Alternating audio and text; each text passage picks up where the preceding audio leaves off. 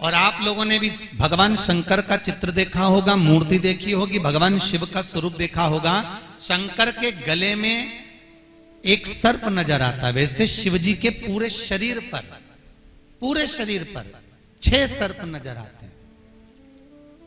भगवान शंकर के शरीर पर 6 सांप दिखते हैं।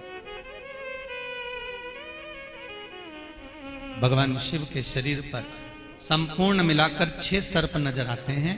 एक गले में, जटा पर, हस्तकमल पर, कमर पर और बाबा के आसन के नजदीक कमंडल या त्रिशूल के पास। ये 6 सर्प कौन है? तो भगवान शंकर के गले में जो सर्प पड़ा हुआ है वो भगवान विष्णु है।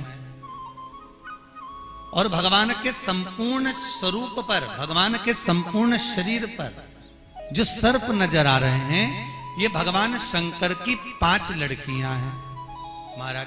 जया, विषहरा, श्यामली बारी, दोतली और देव। शंकर भगवान की 5 लड़कियां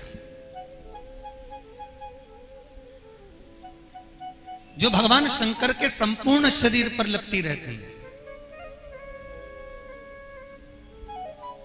और एक भगवान विष्णु जो भगवान शंकर के गले में सर्प के रूप में विराजमान रहते हैं। सर्प के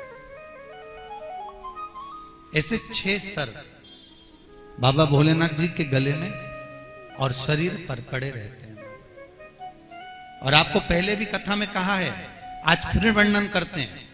जिस व्यक्ति को नींद नहीं आती हो, जिसको नींद की गोली खाकर सोना पड़ता हो, निंद्रा आती ही नहीं है, तो एक बार बाबा पर विश्वास रखकर, भोलेनाथ पर विश्वास रखकर एक बार प्रैक्टिकल कर जरूर देखना। हाथ की हथेली में सोने से पहले भगवान शंकर की 5 बेटियों का नाम लेना। जया, फिर जल पी लेना। विषहरा, फिर जल पी लेना। श्यामली बारी, फिर जल पी लेना। दोतली, फिर जल पी लेना। और देव, फिर जल पी। भगवान शंकर की 5 बेटियों का नाम लेकर जल का पान कर फिर विश्राम करिए महाराज, फिर सोइए। आपको टेबलेट खाने की जरूरत नहीं पड़ेगी, आपको निंद्रा की गोली खाने की जरूरत नहीं पड़ेगी।